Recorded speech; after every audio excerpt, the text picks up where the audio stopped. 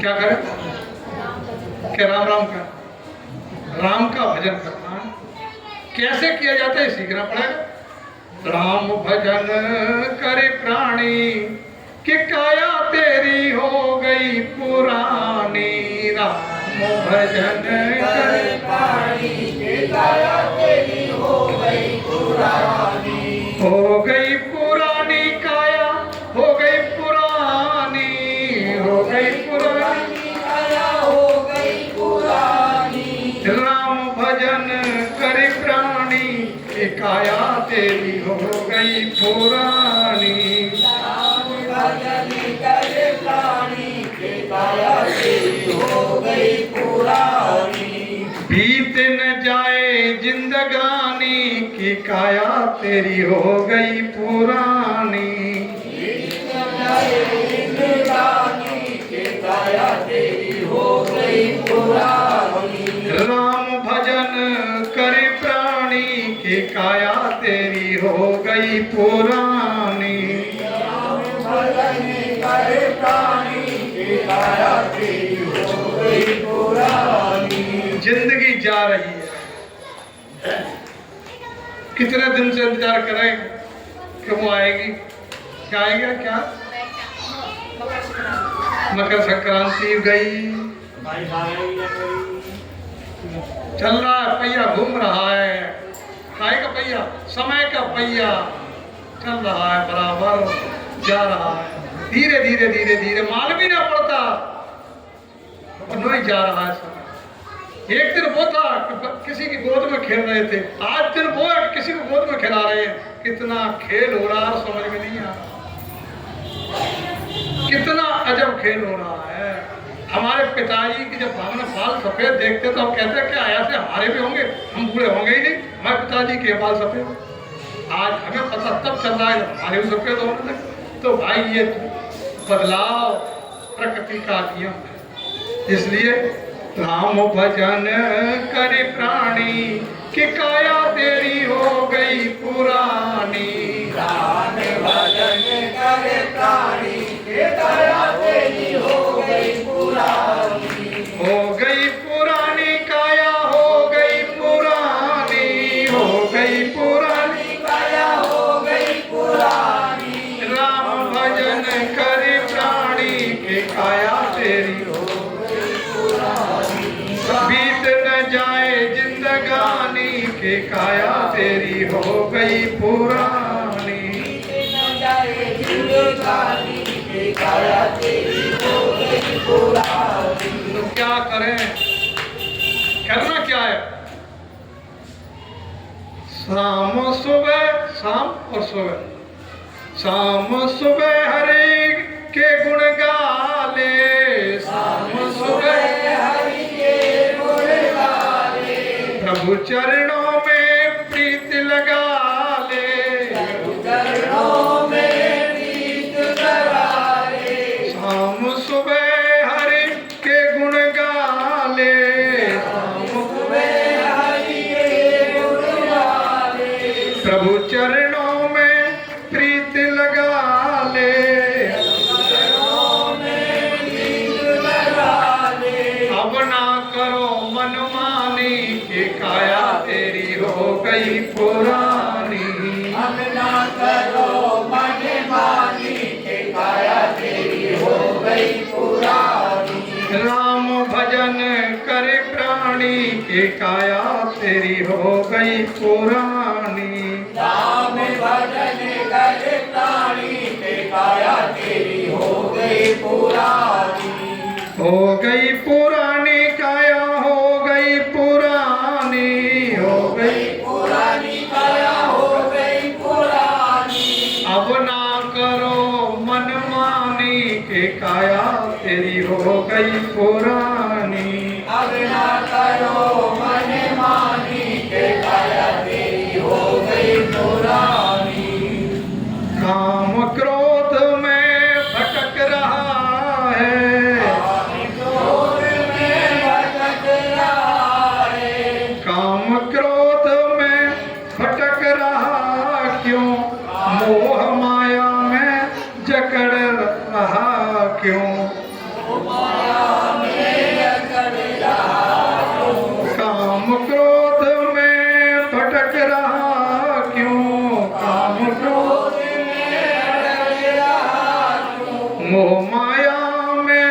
जकड़ रहा क्यों,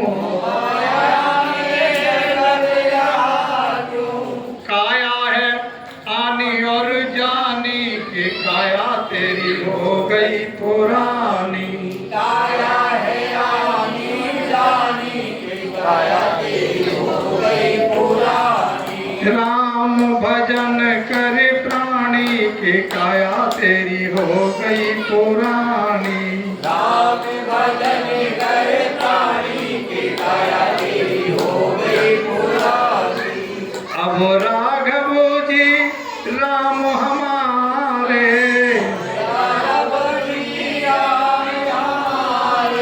रोम रोम अब यही पुकारे।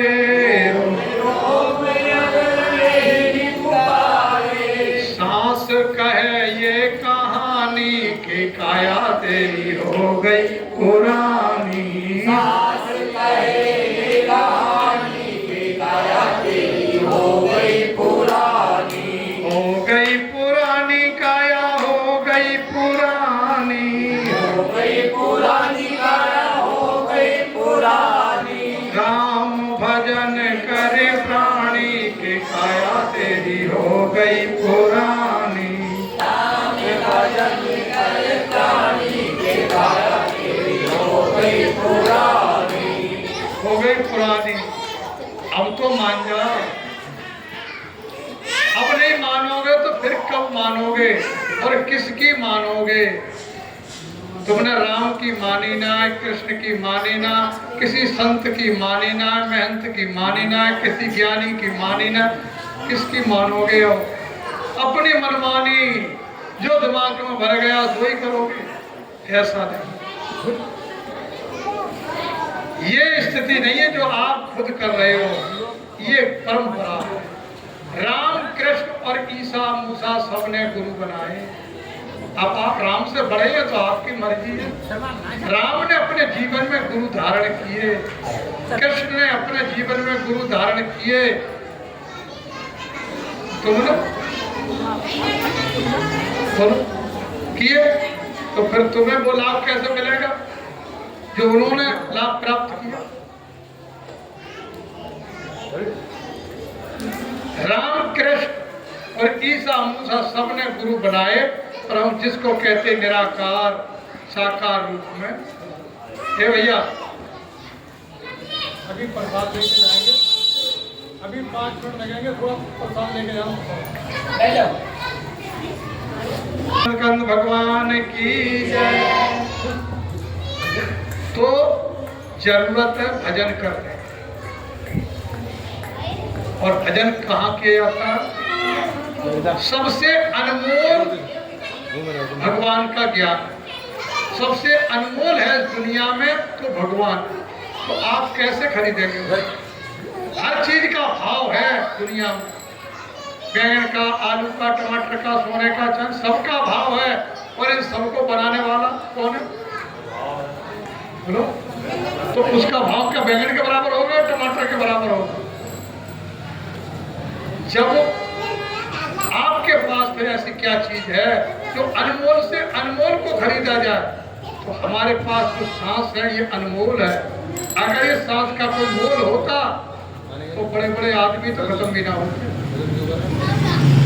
डलवा लेते सांस, लेकिन नहीं, सांस नहीं डलवा सकते। ये हमारे पास बेशकीमती चीज है, और इस बेशकीमती चीज से ही परमात्मा का मोल किया जाता है। इसलिए कहा है कि श्वास श्वास सुमिरन करो, वृथा सांस मत खोए। अपनी सांस को बेकार मत खोवो, और ना जाने इस सांस का आवन होए। इस सांस का कोई पता नहीं है ये तुम्हारा कहाँ साथ छोड़ते। इसलिए भगवान कृष्ण गीता में अर्जुन को समझाते हुए कहते हैं कि तस्मात् सर्वेश कालेषु मामनस्सर युद्ध च, कि अर्जुन तू युद्ध भी कर। मैं ये नहीं कहता कि तू युद्ध मत कर, तू युद्ध भी कर और भजन भी कर। तो वो कौन सा भजन है जो युद्ध करते में होता है? और जब युद्ध करते में वो भजन किया जा सकता है, तो क्या आप रोटी बनाते में नहीं कर सकते? रोटी बनाते में भी कर सकते हो। भगवान तो युद्ध करते मैदान में, भजन कराया। तो जब भजन कराया पांडवों से, अर्जुन से, तो उनकी जीत हुई या हार? कितनों को हराया? 5 पांडवों ने हजारों को हराया, क्योंकि 100 तो कौरव थे ही उनके पास। ठीक है, सब हार गए, जीत पांडवों की। इसलिए मेरा आपसे निवेदन है, अगर इस संसार में अपने जीवन को सुखमय बनाना चाहते हो, निर्द्वंद रहना चाहते हो, तो आपको भगवान के नाम का सुमिरन करना पड़ेगा। कौन से नाम? जिसको स्वयं हनुमान जी जाप करते थे, जिस नाम के लेने से रोग पास में नहीं आते हैं। नाश है रोग हरे सब, सारी पीड़ खत्म, सारे रोग खत्म हो जाते हैं। नाश है रोग हरे सब पीरा, जपत निरंतर। निरंतर, इसमें अंतर ही नहीं पड़े। हनुमत भी संकट ते हनुमान छुड़ा। हनुमान कौन? उस संकट मोचन नाम जो है, उसका ज्ञान हनुमान जी करा देते। आपने हनुमान चालीसा पढ़ लेना, उसमें आता है कि राम रसायन तुम्हारे पास, सदा रहो तुम रघुपति के दास। तुम्हारो भजन राम को भावे, और जन्म जन्म के दुख विसरावे। अंत काल रघुवर पुजाई, वहां जन्म हर भक्त सहाय। और देवता चित्र धरई, क्यों? कि तुम नाम का ज्ञान देते हो। तुमने नाम का ज्ञान विभीषण दे करके विभीषण को नाम का ज्ञान दिया हनुमान जी। और विभीषण को क्या बना दिया भगवान? बोलो, विभीषण को राजा बना। और राज तिलक पहले ही कर दिया, रावण के मरने से पहले ही। जैसे ही विभीषण पहुंचा तो राम जी ने हनुमान से समुद्र का जल मंगा करके उसका राज्याभिषेक कर दिया और जयकारा लगा दिया कि लंका नरेश विभीषण की जय हो। इस बात को सुनकर जितने वहां पर बैठे हुए थे रामा दल के अंदर, सब एक दूसरे की तरफ देखने लगे। बोले, अरे कैसा बुढ़ियों बुड्ढों का खेल खेल रहे हैं? अरे अभी तो रावण मरा भी नहीं है, और इन्होंने विभीषण को लंका का राजा बना दिया। थोड़ा तो जल लेकर के। ये बात राम जी से कोई नहीं कह पा रहा था। तो काका सुग्रीव जो थे और जामवंत जी जो थे, इन दोनों ने भगवान राम के पास जाकर के बात रखी, प्रभु ये सब घबरा रहे। बोले, क्यों घबरा रहे?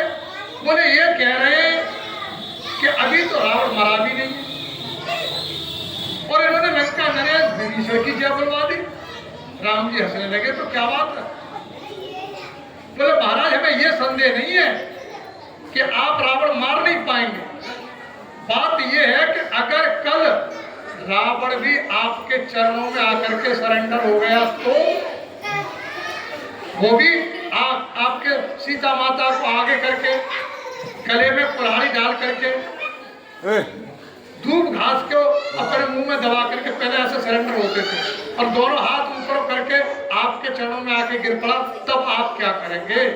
राजा तो आपने लंका का बना दी विभीषण। तो राम मुस्कुराने लगे, बोले, काका घबराओ मत, बच्चों घबराओ मत।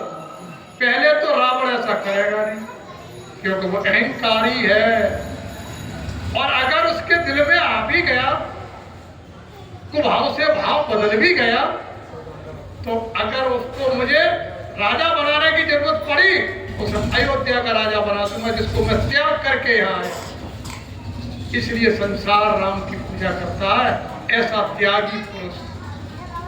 तो मेरी माताओं बहनों, राम जी ने पहले ही विभीषण को राजा बना दिया, और जहां भी गए उन्होंने राजा बनाए। बाली को मार करके सुग्रीव को राजा बनाया कि नहीं बनाया? मैं आपसे पूछना चाहता हूं, सीता माता की खोज करने के लिए कितने राजाओं ने राम का साथ दिया? एक राजा का नाम बता सकते हैं आप? बोलो, क्या राजा थे नहीं उसमें? राजाओं ने साथ नहीं दिया, तो राजा लोग जो होते हैं धर्म का साथ नहीं दे पाते। इसी बात को आपको समझना है। एक छोटी सी कथा अगर आपको सुना करके मैं विराम दूंगा, आपकी समझ में बात आ जाएगी कि 5 पांडव भगवान कृष्ण के पास बैठे हुए थे। बच्चों तो भगवान कृष्ण से कहने लगे 5 पांडव, और उन्होंने कहा कि अब हम जा रहे हैं। कृष्ण ने कहा हम जा रहे हैं, हमारे जाने का समय हो गया, कलयुग आ रहा है। बोले महाराज क्या आप कलयुग से डरते हैं? बोले अरे हम क्या डरते हैं, कलयुग से तो सभी डरते हैं। बोले आप भी डरते हैं कलयुग से? बोले हाँ, विचित्रता होगी कलयुग में, देखने योग्य नहीं रहेगी। बोले महाराज वो कैसे? बोले तो आप जाइए, 5 लोग 5 दिशाओं में जाओ, मैं यहीं बैठा जाता हूँ। भगवान कृष्ण बैठ गए, 5 तरफ को लोग गए। उन्होंने कहा जहां भी कोई आश्चर्यचकित चीज दिखाई दे वहीं से लौटा। ठीक है, गए तो एक ने क्या देखा, सबसे बड़े पांडव ने देखा कि एक गाय ने एक बच्ची को जन्म दिया। बछिया को, बछिया उठकर खड़ी नहीं हो पाई तब तक कि गाय जो थी बछिया का दूध पीने लगी। समझ में आ रही ना? उन्होंने कहा अरे ये तो हमने कभी नहीं देखा, बछिया गाय का दूध पीती, ये तो ठीक है, लेकिन ये गाय बछिया का दूध पीने की तो अनर्थ हो गया। तो वहीं तो लौटे। दूसरे ने क्या देखा कि हाथी आ रहा था सामने, जिसका दोनों तरफ मुंह था, आगे भी मुंह पीछे भी मुंह, दोनों तरफ, और दोनों तरफ से खा रहा था, फिर भी पेट नहीं भर पाया। उसने कहा हमने महाभारत की लड़ाई में हाथी बहुत देखे, पर ऐसा हाथी नहीं देखा, दोनों तरफ से खा रहा है फिर भी इसका पेट नहीं भर रहा। वो वहां से लौटा। तीसरे ने क्या देखा कि एक हंस पक्षी आ रहा था, बहुत सुंदर, और उसके पंखों पर गीता, रामायण, भागवत के श्लोक वगैरह, मंत्र वगैरह लिखे हुए थे। बोले अरे कितना सुंदर है ये पक्षी है, सफेद बिल्कुल, कितने सुंदर चौपाइयां, कितने सुंदर ये लिखी हुई है इसके पंखों। लेकिन जब उसके पास आकर के बैठा तो गोश्त का लोथड़ा टुकड़ा एक उसकी जो उसमें था, चौचुक, ये कैसा? सब पर ये लिखा भी है वेद मंत्र, और ये अक्षर कर क्या कर रहा है, ये कैसा? वो वहां से। चौथे ने क्या देखा कि एक कुआं में से पानी निकल रहा और 2 कुएं भर दिए उसने। फिर वो देखता है कि दोनों कुएं में से पानी निकला और एक कुएं में जा रहा, वो भर ही नहीं पा रहा। अरे अरे, एक कुएं ने दोनों भर दिए, दोनों में से जब निकला तो एक कुएं को नहीं भर पा रहा। ये भी बड़ी विचित्रता। वो वहां से लौटा। 5वें ने क्या देखा कि एक पहाड़ का टुकड़ा टूटा, और टूटा टुकड़ा तो गिरा नीचे पत्थर, और टूटते टूटे बड़े बड़े दरख्त जानते, बड़े बड़े मोटे पेड़, जिसको गिरवा भी कहते कहीं की भाषा में, टूटते हुए चले आए, बड़े बड़े मोटे पेड़, और घास के तिनकों ने उसे रोक दिया। वो कहने अरे इसने मोटे पेड़ टूट गए और घास के तिनकों ने रोक लिया, ये बड़ी विचित्र। सब लोग अब भगवान कृष्ण पर सभी चढ़ बैठे, कहने लगे अरे महाराज हमने ये विचित्र बोले एक एक करके बताइए क्या देखा तुमने? बोले आ गया कलयुग, बड़ा भयंकर रूप लेकर आ रहा। पहले वाले में तुमने क्या देखा? बोले हमने देखा गाय ने बछिया को जन्म दिया। फिर क्या हुआ? बछिया को जन्म दे दिया गाय। बोले महाराज बछिया उठ के खड़ी नहीं हो पाई कि गाय बछिया का दूध पीने लगी। बोले आ गया कलयुग, कैसे माता पिता हो जाएंगे कलयुग में, लड़कियों से नौकरी कराएंगे, उनका धन खा करके गुजारा करेंगे। आंखें खोल लेना, और लड़की जब भाग जाएगी तो कर्म पकड़ कर रोएंगे। देख रहा आपको भीतर ही किसी देख रहा ना, जान लेना। ये भगवान कृष्ण कह गए ऐसा।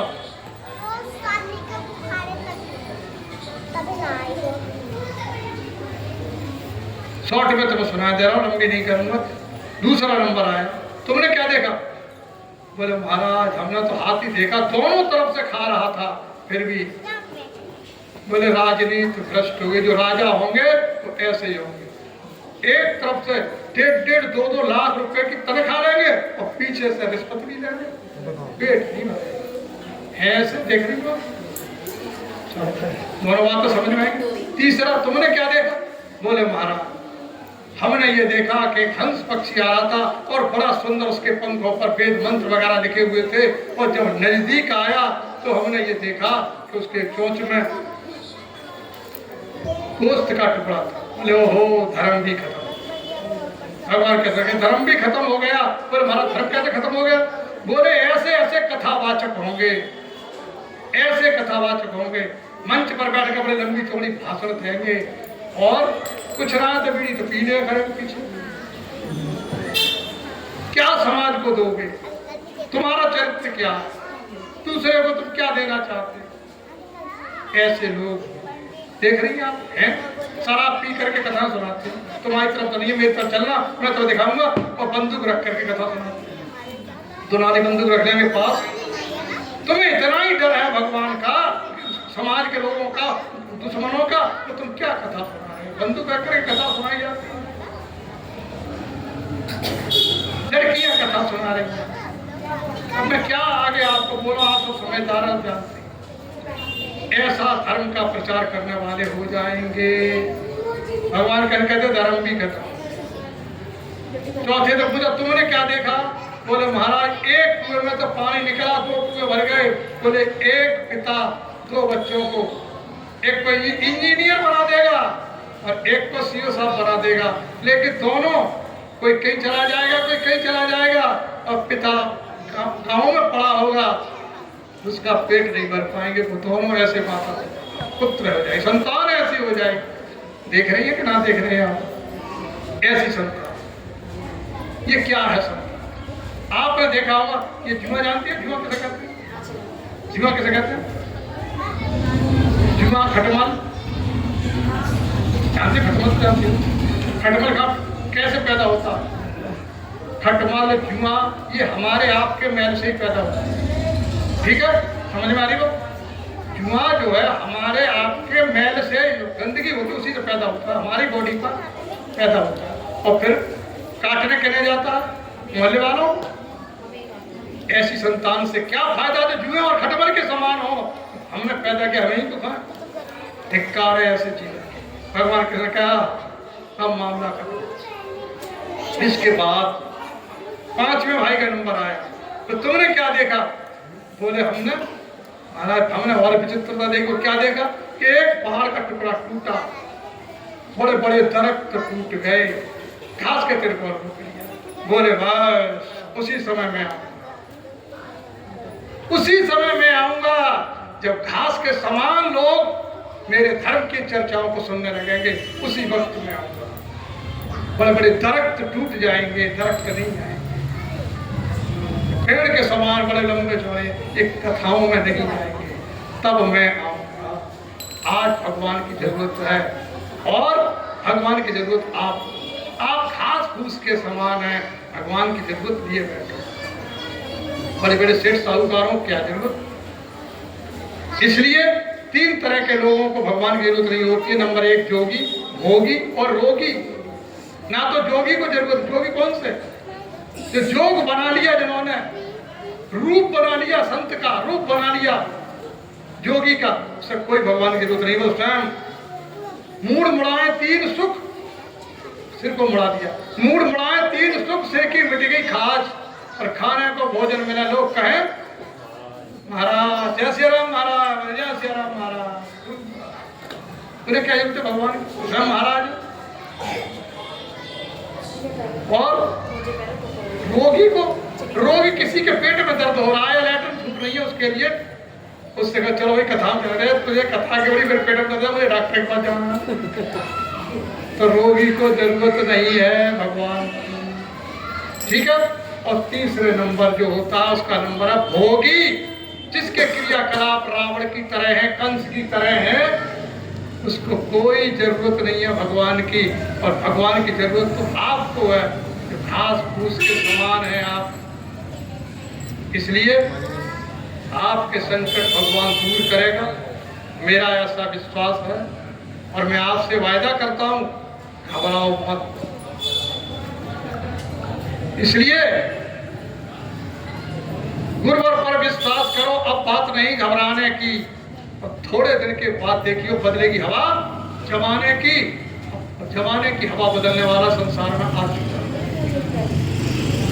ऐसी हवा बदलेगी कि सभी धर्म प्रेम से सुबह शुरू हो, धर्म प्रेम से शाम हो, हर कन्या एक सीता हो, हर बच्चा बच्चा राम हो।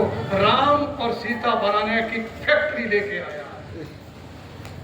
तुम्हारे मैक्स के और उनमें दवाइयां बनती होंगी, किसी गोदरेज में गद्दे बनते होंगे, लेकिन तुम्हारी इस फैक्ट्री में दानवों को मानव बनाया जाता है, अच्छी बातों को सिखा करके तुमको ज्ञानी बनाया जाता है। बस उसने जगह जगह स्कूल खुलवा दिए। ये मैं भी एक छोटा सा स्कूल आपके समक्ष लिए बैठा, आप लोग सुन, आप देखें उसका क्या खेल हो रहा है। अभी आप समझ नहीं पा रहे, थोड़े दिन के बाद अपने आप समझा देगा। जब सूरज निकलता है तो देखा है कोहरा अपने आप छटने लगता है। ये जो कोहरा सा आप देख रहे हैं, संसार की परेशानियां, रोग इतना माला माल कर देगा कि सब कुछ लेकर के धराधाम पर आ गया। जो दर्शन करेगा, जो देखेगा, माला माल हो जाएगा। इसलिए इन्हीं शब्दों के साथ मैं अपनी वाणी को विराम देता हूँ और मैं आपको 18 तारीख से 22 तारीख तक 5 दिन कथा सुनाऊंगा बैंड बाजे के साथ, ढोलक बाजा वगैरह।